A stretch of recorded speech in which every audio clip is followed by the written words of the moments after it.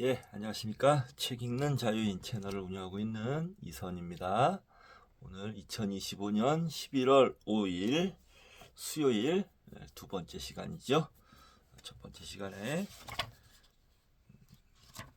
스스로 깨어난 자 붓다를 조금 많이는 못 읽고 조금 읽었습니다. 조금 읽었는데 진도가 좀 안 나갔죠. 그래서 저는 진도도 빼야 되기 때문에 이제 설명은 꼭 필요한 것만 설명을 하고 책 독서에 좀 더 집중을 해서 진도를 뽑아 보도록 하겠습니다.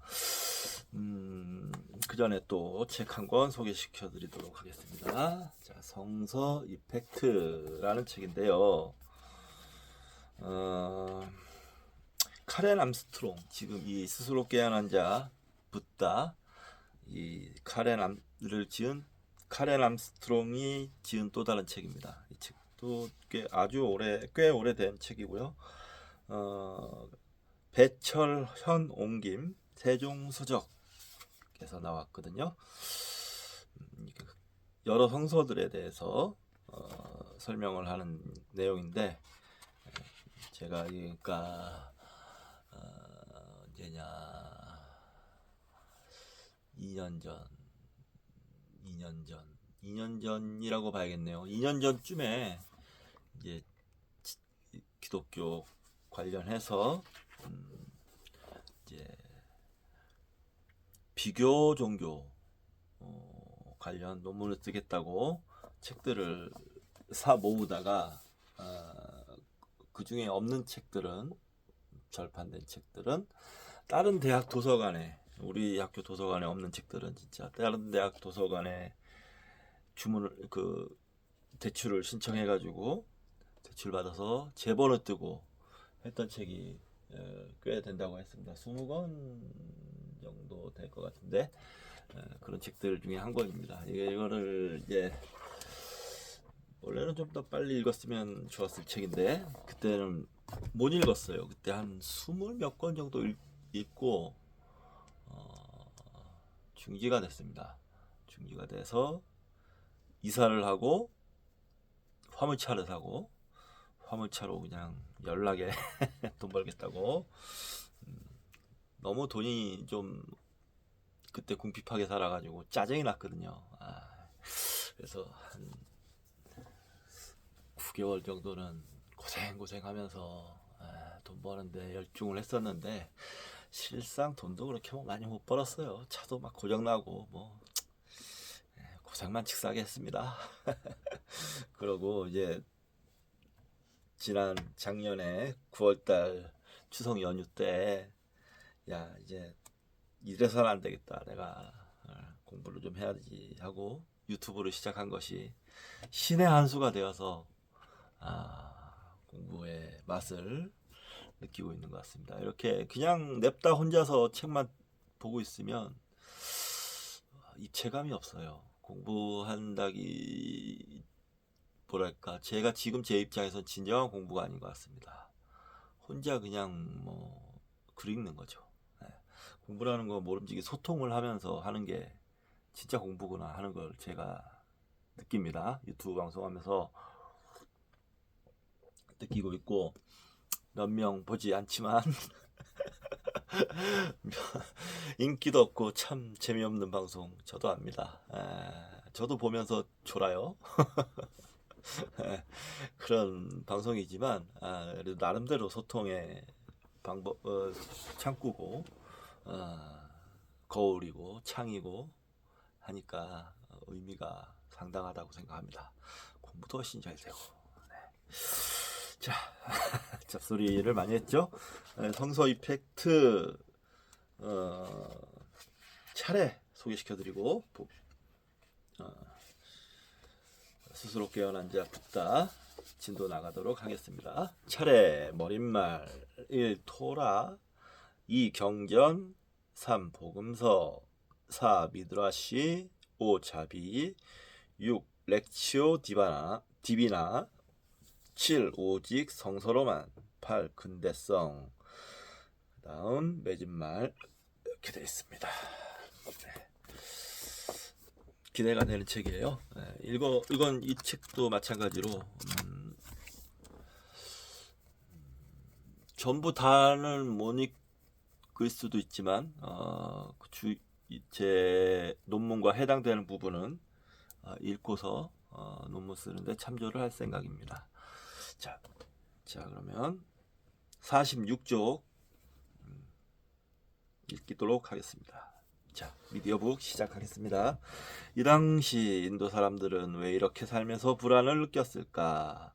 이런 심리적 질병은 인도 아대륙에만 제한된 것이 아니었다. 서로 멀리 떨어진 문명 세계의 몇몇 지역 사람들도 이 병으로 괴로워했다. 조상들의 영적 관행이 자신에게는 효과가 없다고 느끼는 사람들이 늘어났으며 이에 따라 예언적이고 철학적인 능력을 지닌 천재들 몇 명이 그 해결책을 찾기 위해 엄청난 노력을 기울이기 시작했다. 그러니까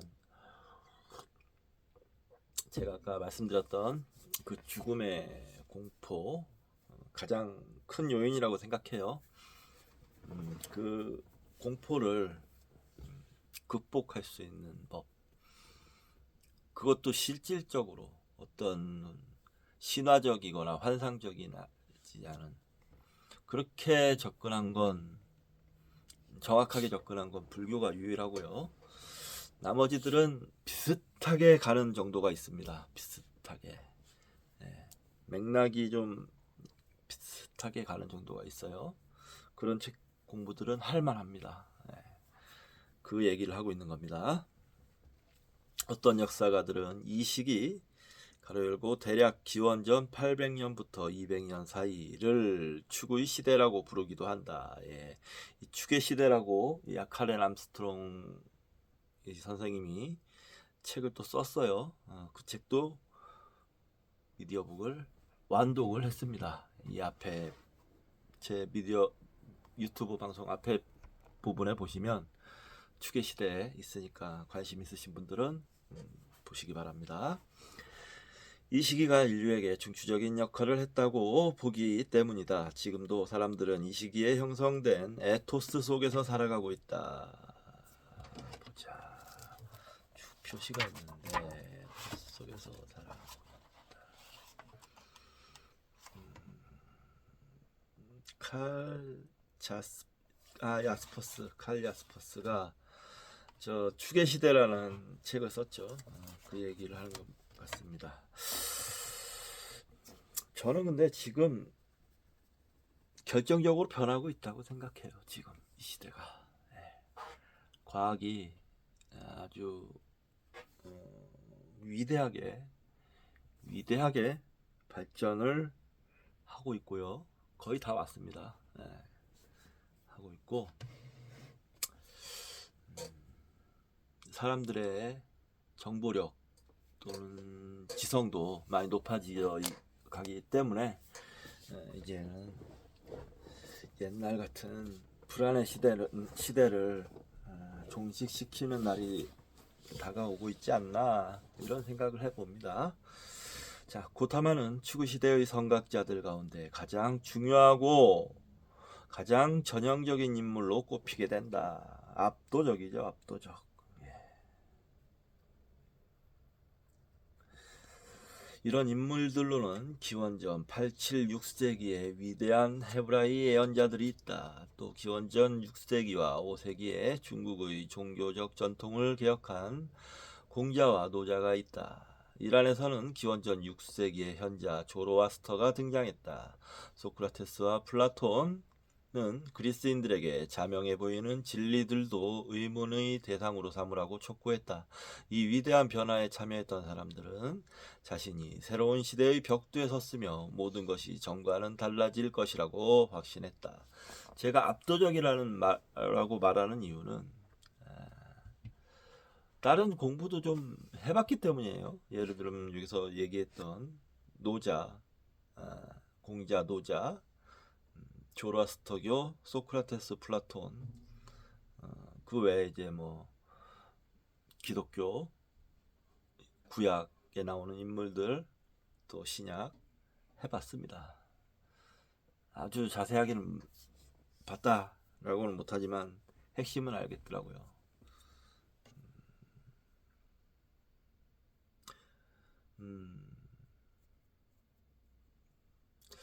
내용은 좋다고 생각해요. 위대한 인류의 스승들이라고 생각합니다. 그렇지만 부처님의 가르침에는 미치지 못한다. 제가 그쪽 계통에 계신 분들의 입장을 생각해서 이렇게 좀 점잖하게 말씀을 드리는데, 그렇습니다. 자, 우리가 현재 알고 있는 인류는 추구의 시대에 탄생했다. 이 시기에 사람들은 전례 없는 방식으로 자신의 존재, 자신의 본성, 자신의 한계를 의식하게 되었다. 그들은 잔인한 세계에서 완전한 무력감을 느끼면서 그들의 존재의 깊은 곳에서 가장 높은 목표와 절대적 실제를 구하게 되었다. 이 시대의 위대한 현자들은 사람들에게 삶의 비참한 상태에 대처하고 무력한 상태를 넘어서고 이 불안정한 세상 한가운데서 평화롭게 사는 방법을 가르쳤다. 이 시기에 등장한 새로운 종교 체계들, 중국의 도교와 유교, 인도의 불교와 힌두교, 이란과 중동의 일신교, 유럽의 그리스 합리주의는 그 명백한 차이들에도 불구하고 근본적인 특징을 공유하고 있었다. 이 대규모의 변화에 참여한 민족들만 역사의 전진에 합류할 수 있었다. 그러나 추구의 시대는 이런 중요성에도 불구하고 여전히 수수께끼로 남아있다. 우리는 이런 시대가 나타난 원인을 모른다. 그리고 어째서 새 핵심 지역, 즉 중국, 인도, 이란 지중해 동부에서만 뿌리를 내렸는지도 모른다. 왜 중국인, 이란인, 인도인, 유대인, 그리스인만이 이런 새로운 지평을 경험하고 깨달음과 구원을 향한 탐구에 나서게 되었을까? 바빌론과 이집트에서도 위대한 문명을 창조했지만 그곳 사람들은 이 시점에서 축을 이루는 이념을 만들어내지 못했으며 훗날에야 축을 형성했던 원래의 충동을 다시 정리한 이슬람교나 기독교를 통해 새로운 에토스에 참여했다. 그러나 축을 이루는 나라에서는 소수의 사람들이 새로운 가능성을 느끼고 낡은 전통으로부터 뛰쳐나왔다. 그들은 자기 존재의 가장 깊은 영역에서 변화를 구했고 영적 생활에서 안으로 더 깊이 파고들었으며 현세적 조건과 범주를 초월하는 실제와 하나가 되려고 노력했다. 축의 시대가 지난 뒤 사람들은 이런 한계를 넘어 나아갈 때만 가장 완전하게 자기 자신이 된다고 느끼게 되었다. 기록된 역사는 기원전 3000년경에야 시작되었다. 그 이전에는 인간이 생활하고 사회를 조직한 방식에 대한 기록된 증거가 거의 없다. 그러나 사람들은 선사시대의 2만 년이 어떠했을지 상상하려고 하며 자신의 경험의 뿌리를 그곳에서 찾으려 한다. 세계 전역의 모든 문화에서 이 선사의 고대는 신화에만 묘사되어 있다. 신화는 역사적 근거는 제공하지 않지만 사라진 낙원과 원시의 재난들에 대해 이야기해준다. 황금시대에는 신들이 인간과 함께 땅을 걸어 다녔다고 한다. 서구의 잃어버린 낙원인 창세기의 에덴 동산 이야기가 전형적이다. 그때에는 인류와 신 사이에 불화가 없었다. 시원한 저녁이면 하느님이 동산을 거느렸다. 인간도 서로 나뉘어 있지 않았다. 아담과 하와는 성적 차이나 선과 악의 차이를 모르고 조화를 이루며 살았다. 이것은 현재의 파편화된 존재로서는 상상할 수 없는 통일의 상태였다. 그럼에도 거의 모든 문화에서 이런 원시적인 조화를 보여주는 신화가 등장하는데 이것은 사람들이 평화와 완전을 계속 갈망해왔고 또 그것이 인간의 제대로 된 상태라고 생각했음을 보여준다. 사람들에게 자의식의 탄생은 은총의 상태로부터 고통스럽게 타락하는 과정이었다. 헤브라이 성전은 완전과 충족의 상태를 살롬이라고 표현했다. 고타마는 닛바나에 대해 말하고 그것을 찾기 위해 집을 떠났다. 그는 인간 이전에는 이런 평화와 충족의 상태에서 살았으나 인간 이전에는 이제 거기에 이르는 길을 잊어버렸다고 생각했다.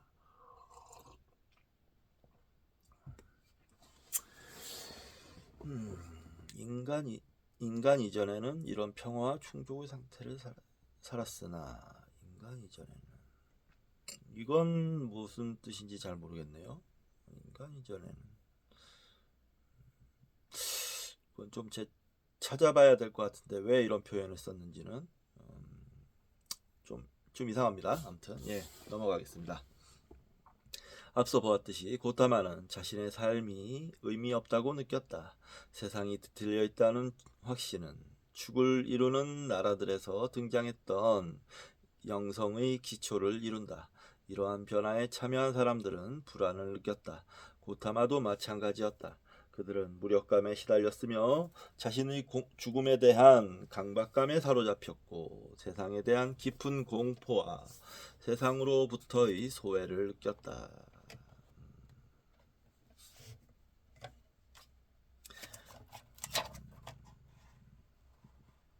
조셉 캠벨 오리지널.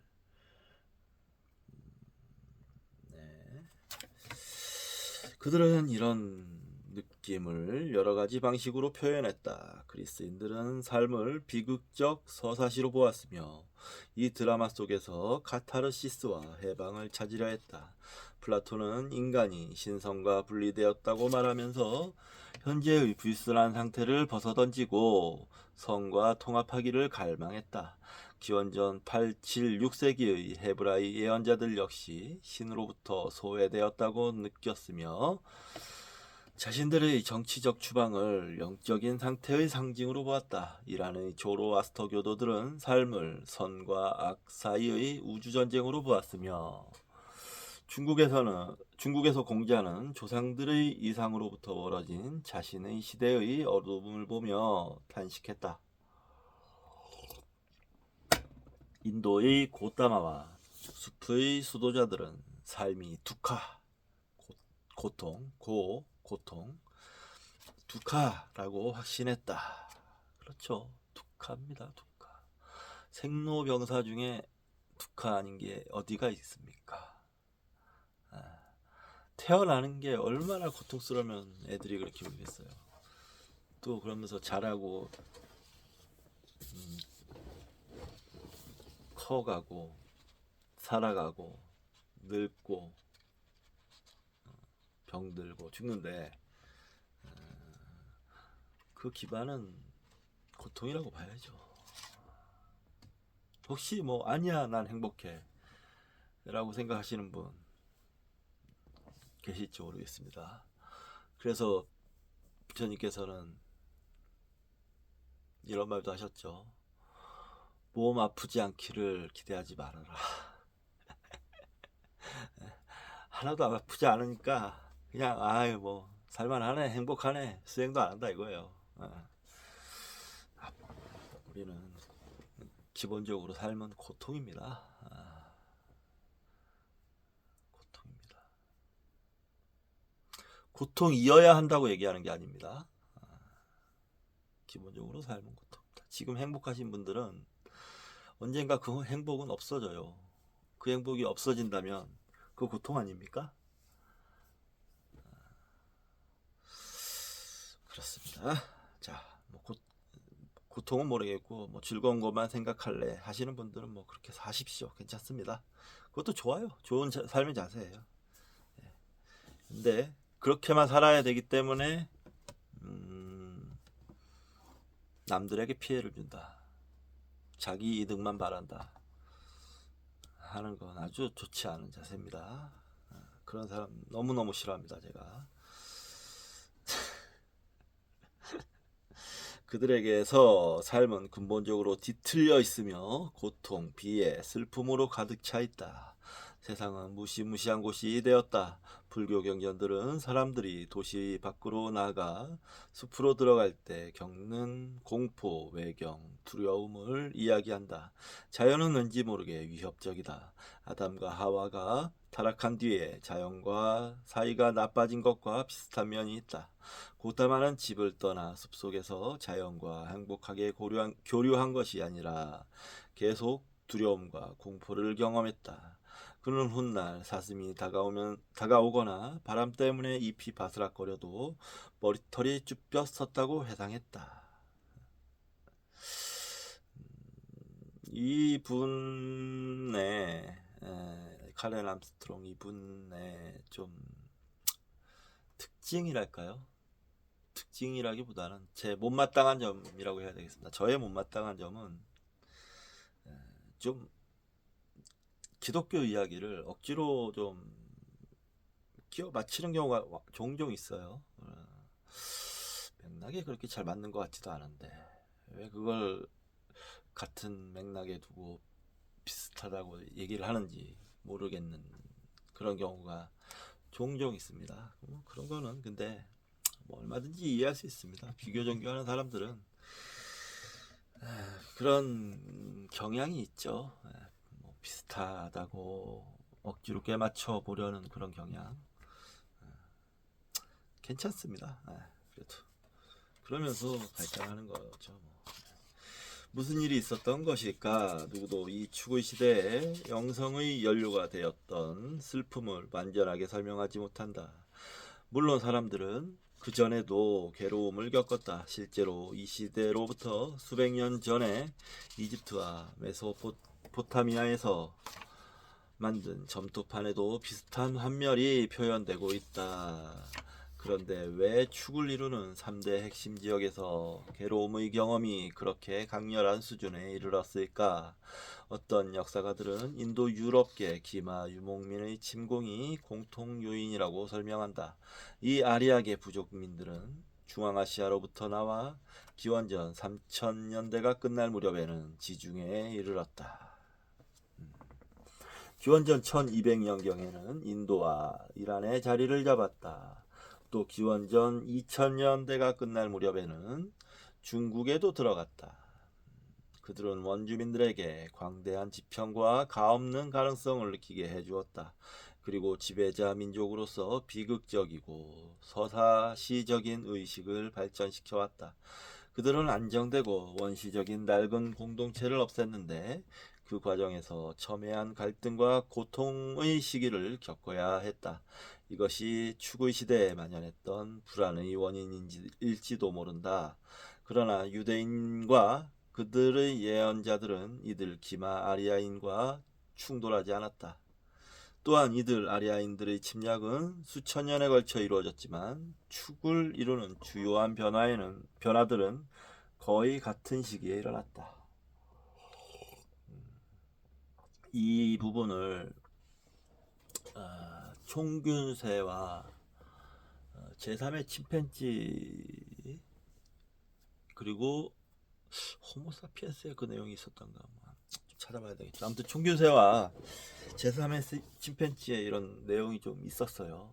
그래서 인류가 퍼져나가는 양상이 전 세계로 아시아, 유럽, 아시아, 남북 아메리카 이런 식으로 물론 아프리카에서 생겨났죠. 그리고 뭐 오세아니아, 뭐 동남아시아 이런 쪽으로도 쭉 퍼져나가는 그런 지도가 있었는데 저는 그걸 그렇게 생각했습니다. 사람들로부터 도망치다 보니 전 세계로 나갔구나라고 그걸 그렇게 읽었는데 이 아리아인들의 침공이 있었다는 거죠. 전 세계적으로 거기에서 많은 비극이 탄생했겠죠. 일례로 인도에는 모헨조다로라는 문명이 있었어요. 근데 그게 아리아인들이 침공하면서 물론 점차적으로 그랬다고 하던데 긴 시간에 걸쳐서 점점 이제 잠식해가는 방향으로, 그러면서 그들이 기득권을 차지하고 지배자들이 되고 이런 과정이 있었어요. 모헨조다로 문명은 망했죠. 그 모헨조다로 문명이라는 건 그 인도의 기존 토착민들의 문명이었습니다. 근데 이 인도 유럽계 아리아인계 이 자들의 전투력이 워낙 강했기 때문에 이겨내지 못했다는 걸로 알고 있습니다. 그러니까 이 아리아인족들의 이동은 세계 역사에 있어서 초기 역사에 있어서 아주 큰 사건이었던 거죠. 간과할 수 없는 큰 사건이었던 겁니다. 더욱이 문화의 유형들, 예컨대 인도의 아리아인들이 만들어낸 문화의 유형은 추구이 시대의 창조성과 아무런 관계가 없다. 기원전 1000년에 이르면 아리안계 부족들은 정착을 하여 인도 대륙 전역에 걸쳐 농업 공동체를 형성한다. 그들은 인도 사회를 철저히 지배했기 때문에 현재 우리는 아리아인 이전의 인더스강 유역의 토착 문명에 대해서는 아는 것이 거의 없다. 아리아인들의 인도는 그 출발은 역동적이었지만 정착한 뒤에는 추구이 시대 이전의 대부분의 문화와 마찬가지로 정적이고 보수적으로 바뀌었다. 이 문화에서는 사람들이 4개의 분명한 계급으로 나뉘었다. 훗날 봉건 유럽에서 4개의 신분이 생긴 것과 유사하다. 브라민은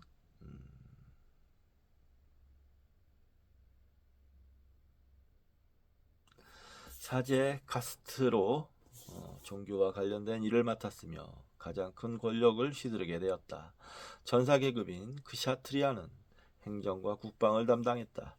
바이샤는 경제를 지탱하는 농업과 축산업 종사자들이었다. 수드라는 노예나 자기 카스트에서 추방당한 사람들로 아리아인의 체제에 동화될 수 없었다. 원래 이 4계급은 세습되지 않았다.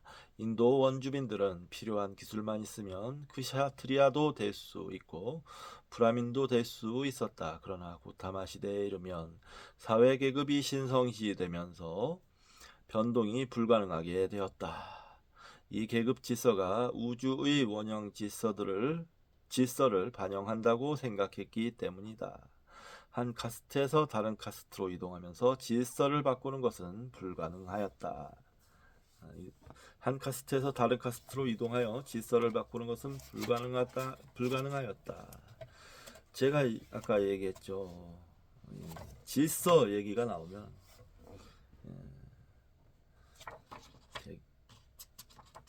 계급사회의 기득권의 이익 보호와 연결되어 있다. 그러기 위해서 질서를 만든 거예요. 요번에도 계엄 때 질서 유지의 목적으로 국회 군대를 투입하였다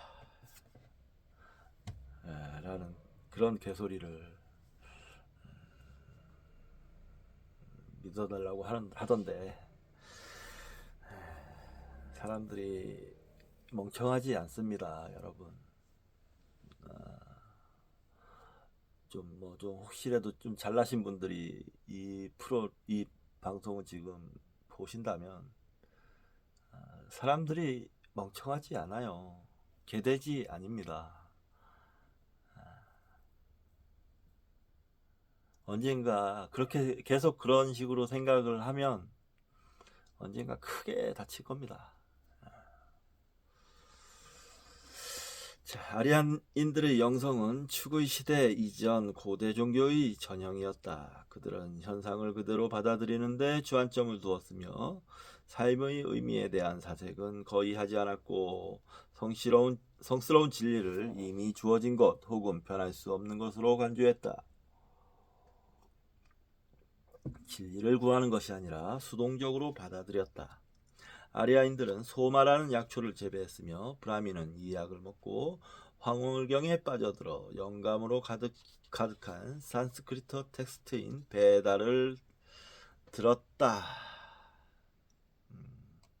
가로 열고 스루티 들었다. 스루티. 이거는 이제 불교에도 해당되는 겁니다. 부처님의 초기 가르침은 스루티 듣고 암송되었습니다. 그렇게 전해졌죠. 베다는 신들이 구술한 것이 아니라 신과 인간 외부에 존재하면서 우주의 근본 원리를 반영한 것으로 여겨졌다. 신과 인간의 삶을 똑같이 관장하는 보편적 법칙 또한 고대 종교의 공통된 특징이었다. 베다는 글로 적힌 것이 아니었다. 인도와 대륙에는 글이 없었기 때문이다. 따라서 브라민의 의무는 이 영원한 진리를 암기하고 보존하여 한 세대에서 다른 세대로 전하는 것, 물려받은 전승을 아버지로부터 아들에게 전하는 것이었다. 근데 좀 의아한 것은 근데 저는 알기로 산스크리트어가 있어서 베다를 이제 문자로 전해졌다고 알고 있는데 베다가 뭐 여기서 글이 없었다고 하는데 좀 더 자세히 알아봐야겠죠. 아무튼 이 사람들은 이 소마라는 약 먹고 그런 약을 먹으면 이제 뇌에 엄청난 자극이 가면서 뇌 기능이 활성화되면서 평소에 하던 생각보다 훨씬 이상학적인 생각을 하게 되고 그런 걸 이제 받아서 전승한 것 같은데 그렇습니다. 일단 그게 본질이라는 거죠. 따라서 브라민의 의무는 이 영원한 진리를 암기하고 보존하여 한 세대에서 다른 세대로 전하는 것, 물려받은 전승을 아버지로부터 아들에게 전하는 것이었다. 이 성스러운 지식을 통해 인간은 브라만, 즉 세상을 거룩하게 만들고 살아있게 해주는 근원적인 원리와 접할 수 있었다. 브라만은 이 범천이란 뜻이에요. 범신. 수백 년에 걸쳐 원래 아리아 부족민들의 언어였던 산스크리트는 지방 방언으로 대체되었으며 따라서 브라민 외에는 누구도 이해할 수가 없었다. 결국 브라민의 권력과 존엄은 높아질 수밖에 없었다. 게다가 그들만이 베다에 규정된 희생의식을 진행하는 방법을 알았는데 이 의식이 있어야만 세상 전체가 계속 유지될 수 있었다. 사기를 쳤다는 얘기죠.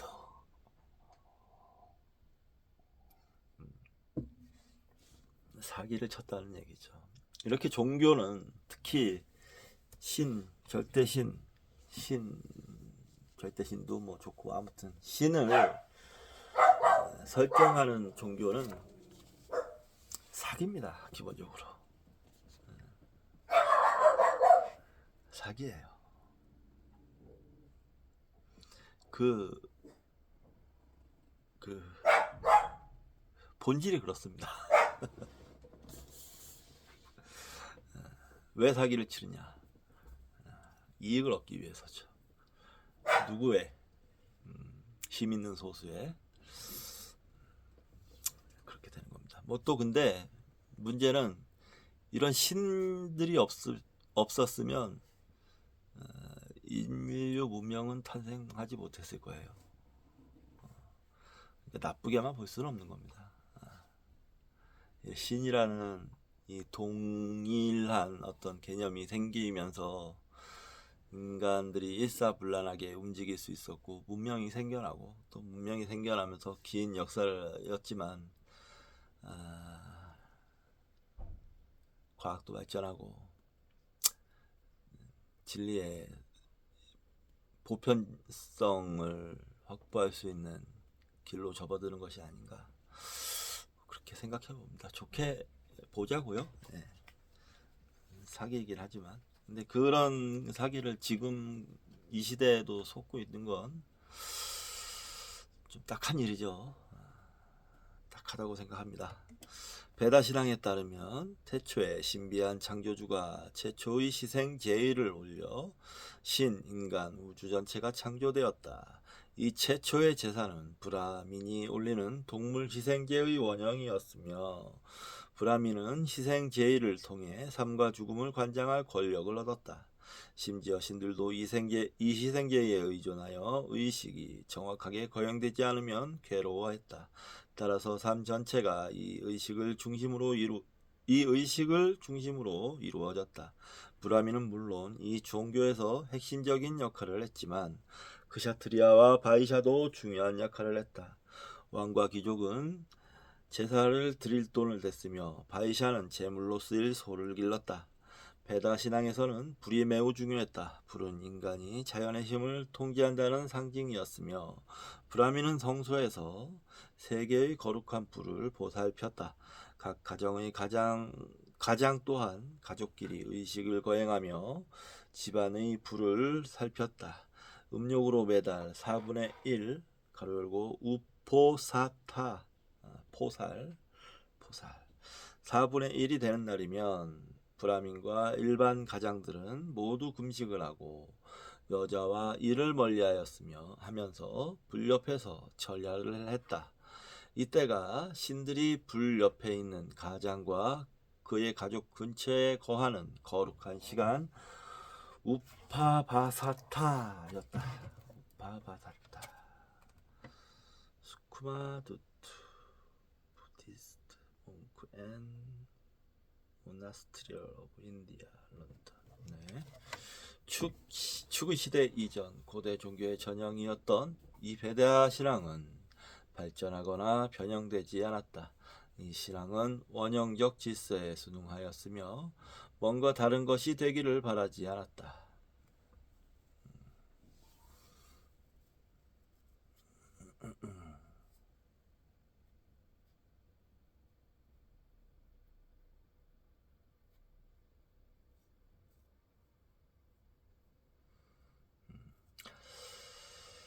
이 신앙은 또 외적인 의식에 의존했는데 이 의식은 마법적인 결과를 낳았으며 그 목표는 우주 통제였다. 베다 신앙은 소수에게만 알려진 불가해한 비교라는 건 비밀스러운 교의, 비교적 전승에 기초를 두고 있었다. 이 매우 보수적인 영성은 시간과 변화를 초월한 실제에서 안정을 얻으려 했다. 잠시 쉬었다가 이어서 하도록 하겠습니다.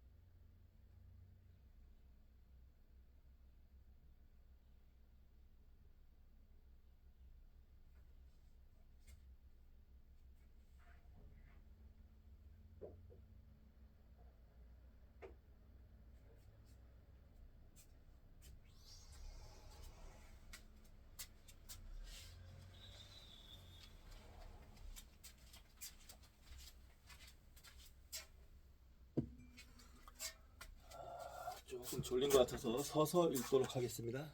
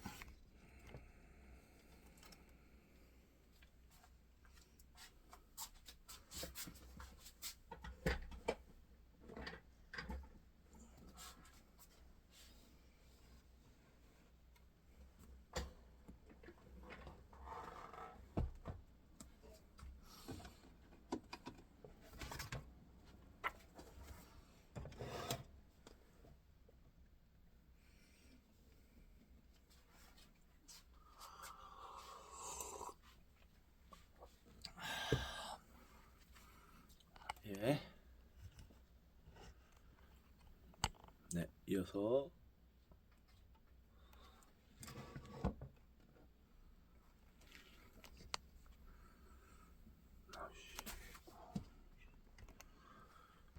위청하네. 자, 이어서 읽도록 하겠습니다.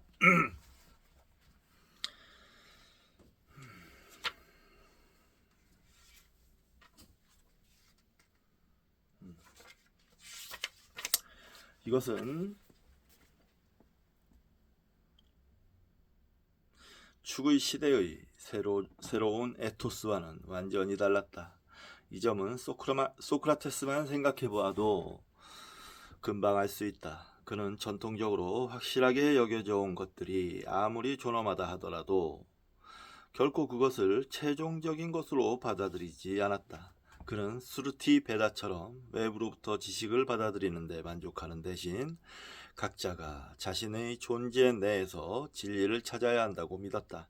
소크라테스는 모든 것에 의문을 제기하여 그와 대화하는 사람을 당황하게 했다. 혼란이 철학적 탐구의 시작이었기 때문이다.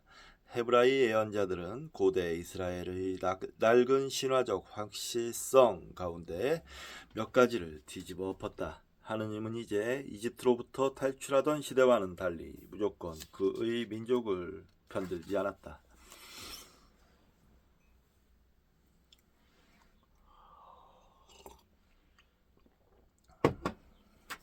하느님은 이제 이방 민족을 이용하여 유대인에게 벌을 주었으며 유대인 각각은 정의롭고 공정하고 성실하게 행동할 개인적 책임이 있었다. 이제 구원과 생존은 외적인 의식에 좌우되지 않았다. 유대민족 각 사람의 마음에 새로운 율법과 계약이 쓰여지게 될 것이었다. 하느님은 희생제의보다는 자비와 동정을 요구했다. 축의 시대의 신앙은 개인이 책임을 지도록 했다. 앞서 보았듯이 축의 시대의 현자와 예언자들은 어디에서나 추방, 비극, 두칼을 겪었다. 그러나 그들은 잔혹, 불의, 정치적 패배에도 불구하고 자신들이 구하는 진리를 통해 평화를 발견할 수 있었다. 강압적 국가에 의해 처형을 당하면서도 소크라테스가 보여주었던 빛나는 평정을 기억해보라.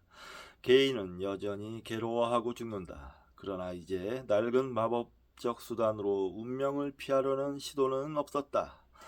그럼에도 삶의 비극들 가운데에서 개인은 평정을 누릴 수 있었고 이것이 이 불완전한 세계에서 존재에 의미를 부여했다. 새로운 종교들은 마법적인 통제보다는 내적인 깊이를 구했다. 현자들은 이제 외적인 수능에 만족하지 않고 행동에 앞서는 심오한 심리적 내향성을 염두에 두고 있었다. 새로운 종교들의 핵심은 무의식적인 힘들과 심의하게 인식된 진리들을 환한 빛 속으로 끌어내고자 하는 욕망이었다. 소크라테스 입장에서 보자면 사람들은 이미 진리를 알고 있었다. 다만 그 진리는 내부의 모호한 기억으로 존재했다. 사람들은 이 지식을 일깨워야 했다. 그의 변증법적 질문 방식을 통하여 그것을 완전하게 의식해야 했다. 공자는 그때까지 당연시되어 전혀 검토되지 않던 자기 민족의 고대 관습들을 연구했다. 그들이 신성하게 간직해온 가치들의 원래의 광채를 되살리려면 이제 의식적으로 노력을 해야 했다. 공자는 이전에는 단지 직관적으로만 파악되던 것을 분명한 관념들로 표현하려 했다. 파악하기 힘들고 대충만 이해되던 암시들을 분명한 언어로 바꾸려 했다.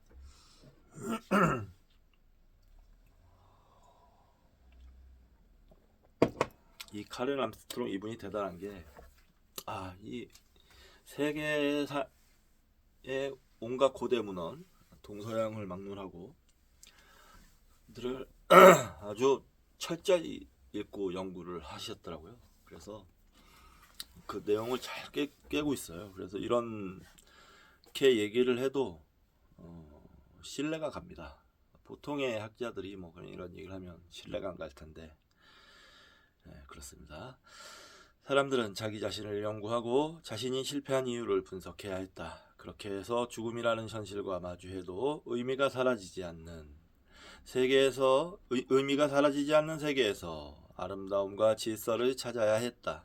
추구의 시대의 현자들은 낡은 신화를 꼼꼼하게 연구해서 그것을 재해석했으며 낡은 진리에 본질적으로 윤리적인 의미를 부여했다. 도덕성이 종교에서 중심적인 자리를 차지하게 되었다. 인류는 자신과 자신의 책무에 눈을 뜨고 자신의 완전한 잠재력을 깨닫고 사방에서 밀려오는 어둠으로부터 출구를 찾아야 했는데 그것은 마법이 아니라 윤리를 통해 가능했다. 현자들은 과거를 의식하고 있었으며 사람들이 존재의 근본을 잊었기 때문에 세상이 뒤틀려 버렸다고 믿었다. 모두 이 세상의 혼란을 초월한 절대적 실제 하느님, 하느님, 니빠나 도 브라만 제가 있다고 확신했으며 그것을 일상생활의 조건 속에서 찾아내려 했다. 저는 근데 이 초월한 절대적 실제에서 하느님, 니빠나 도 브라만 이 네 개를 공통으로 놓는 거에 찬성하진 않습니다. 근데 뭔가를 러프하게 이해시키려면 사람들에게 같이 놔도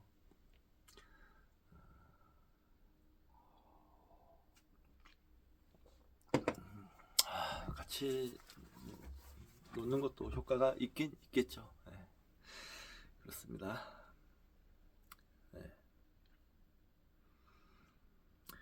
자, 마지막으로 추구의 시대의 현자들은 브라민과는 달리 은밀한 진리를 혼자만 끌어안으려 하지 않고 그것을 널리 알리려 했다.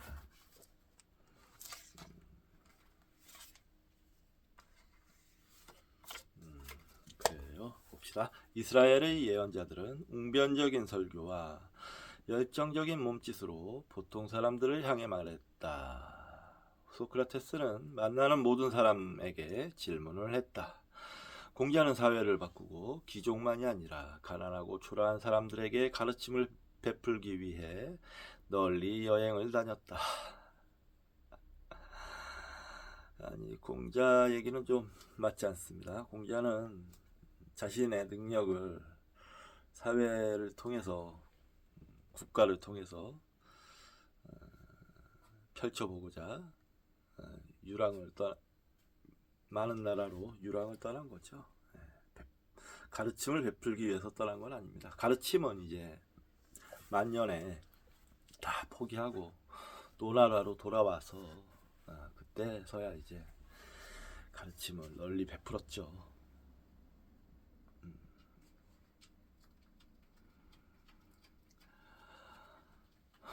이 현자들은 자신의 이론을 검증해 보겠다고 결심했다. 경전은 이제 사제 카스트의 사적 소유물이 아니라 새로운 신앙을 다중에게 전파하는 수단이 되었다. 연구와 토론은 중요한 종교 활동이 되었다. 이제 현상을 맹목적으로 수용하는 일은 없어야 했다. 이미 받아들인 관념에 무조건 충성하는 일도 없어야 했다.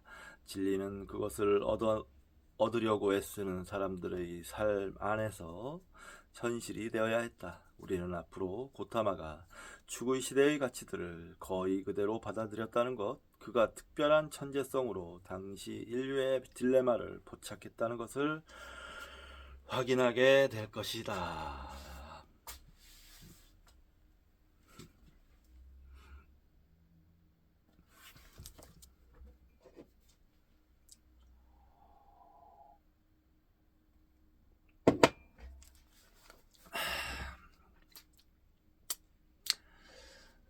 부처님께서 이 지계 시대에 어떤 가치들이 있구나, 그래서 이걸 받아들였다는 식으로 얘기하는 것 같은데, 뭐 이런 식으로 표현은 했는데 이것도 역시 동의하지 않습니다.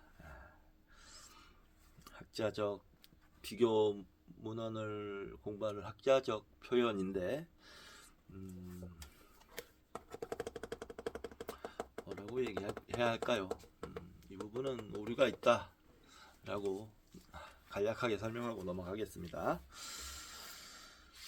자, 보자. 보다 보면 이 사람이, 이분이 얘기하는 게 더 명확해지지 않을까라는 생각을 합니다.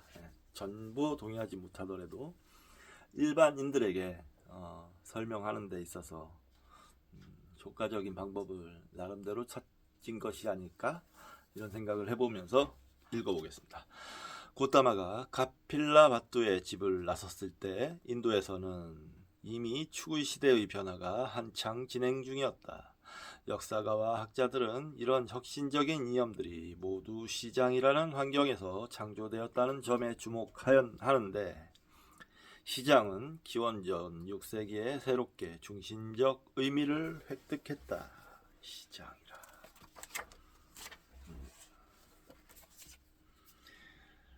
마셸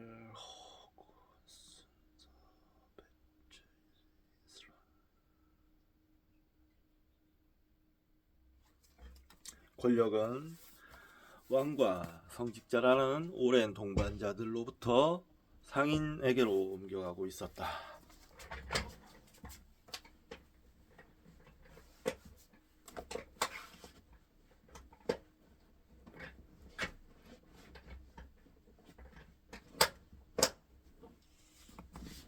이 부분이 중요합니다. 상인 계층들의 등장. 이것이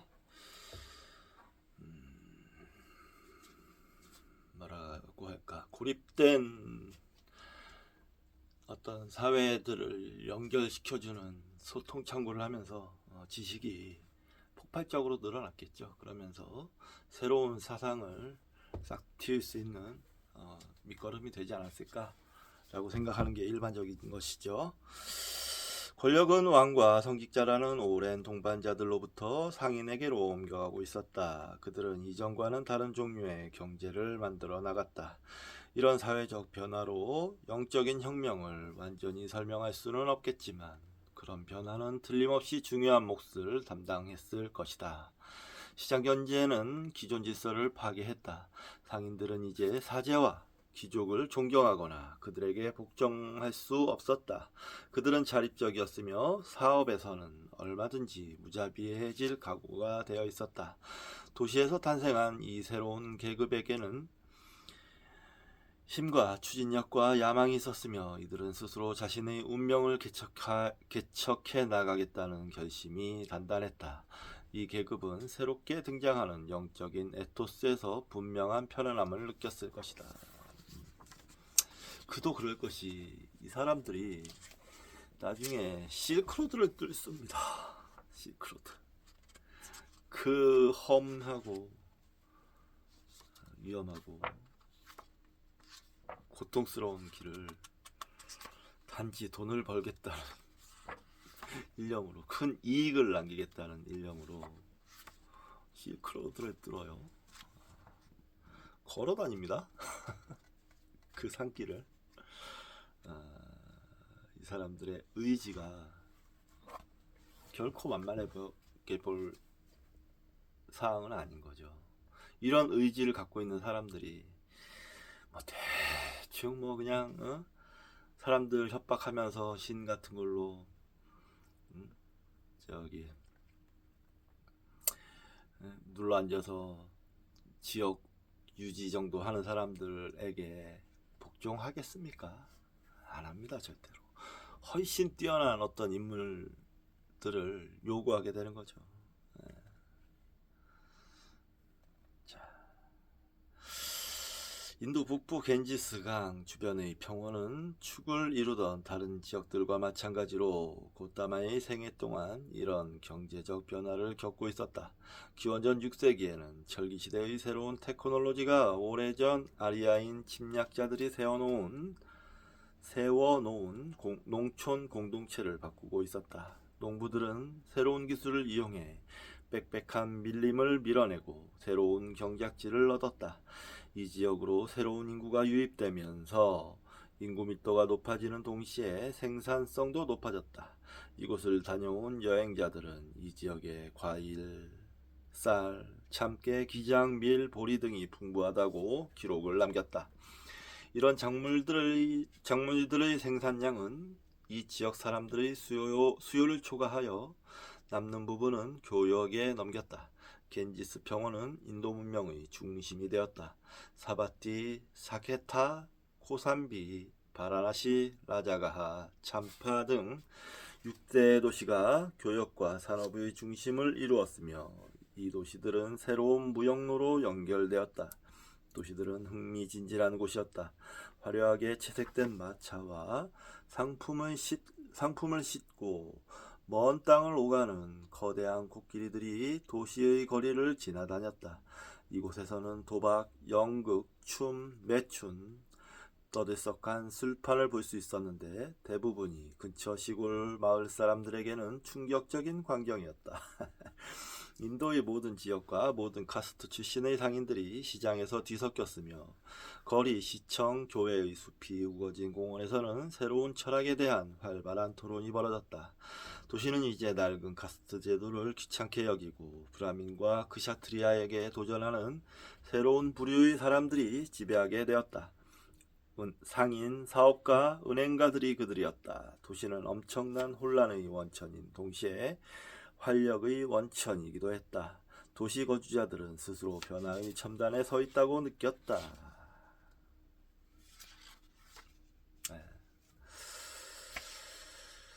그랬군요. 자, 이번 시간은 여기까지만 일단 하겠습니다. 조금 피곤하기도 하고 아직까지 피로가 완벽히 해소되진 않았습니다. 그래서 조금 자야 될 것 같네요. 자, 이번 시간 여기서 마치고 조금 쉬었다가 잠을 자든지 뭐 하고 좀 더 읽겠습니다. 추계시대가지고 스스로 깨어난 자 붓다. 좀 더 읽는 시간을 갖고 저녁 때는 필사를 좀 하고 그리고 운동을 좀 갔다 올 생각입니다. 자, 이번 시간 여기서 마치도록 하겠습니다. 감사합니다.